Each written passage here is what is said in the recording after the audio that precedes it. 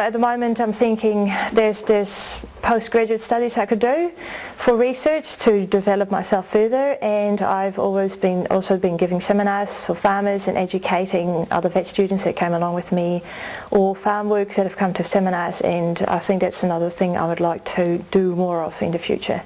After having been a vet for a few years, I'm sort of at a crossroads where I want to do a bit more in sort of thinking what I would like to do in the future. And I've been thinking about my past, whereas I've been a leader for a social network, and I've done a lot of activities, and I've always loved being a leader and organising things. So that's one option of what I could do in the future, and one part of that is also the research, which is one part of what I always loved to do. So that's another option that I have in the future.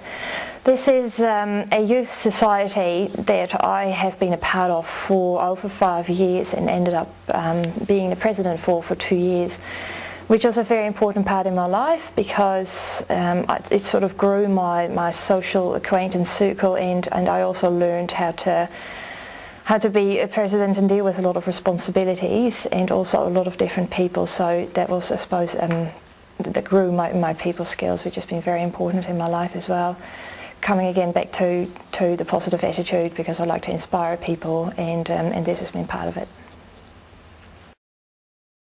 I'm Hanneke van Koten, and I'm originally from Holland, and I've always been passionate about education, I suppose. This can come in two ways. One of them is training other people and passing on what you've learned, and another one is research, I think, is another way of education. And from when I was a child I always wanted to be a teacher, and that was when I was about 8 or 9, but that sort of evolved into me wanting to be a vet because of love of animals, I suppose, and that's what I ended up doing. I studied veterinary medicine, which is quite a long study in the Netherlands. And my passion for education didn't really pop up again until my 5th year, when I was on a trip to New Zealand to do research as part of my study, and I absolutely loved it. It was my supervisor there really inspired me, who's a combination between a researcher and a vet for the practice that he's working for, and I thought that would be brilliant to do a combination of that. So with that idea I went back to Holland to finish my degree. In the first year of vet school, one of the projects we had to do is you got one animal between a few students that you had to basically take apart piece by piece to get to know the anatomy, and I thought to get this in your first year is already one step towards knowing for sure that this is what you want to do, because already at this point in the study people said this is not for me, and it is quite an important part for being a vet. And another thing that comes with research, I suppose, because you really need to know not only the anatomy but also physiology of all sorts of different animals. So I think this was a very important step in part of my veterinary education.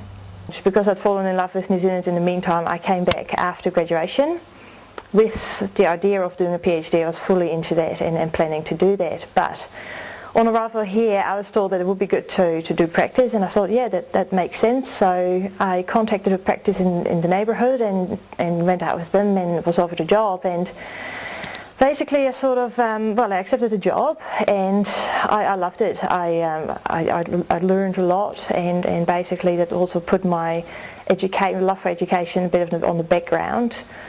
Because for me, coming from the Netherlands, it was a big challenge to be in New Zealand and work in the dairy industry as a veterinarian, because not only is it a different country with a different language, but also is dairy farming completely different from what it is in the Netherlands. So I guess in the end I was swallowed up in my work and focused on that, on my experience and just learning on how to be a vet and be a good vet. One big inspiration in my life has been my older brother.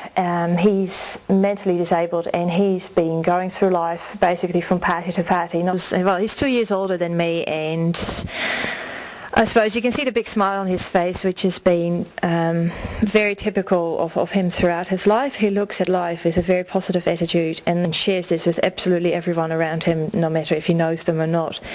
And for me that's always been very important, and I've always tried to share this with other people, because people can be prejudiced about people that they see as abnormal, and my brother was one of them, and I've always tried to teach people that people like my brother are not that different, and they can actually be a great asset to know them, because they can teach you so much. So I suppose it's been a major inspiration in my life.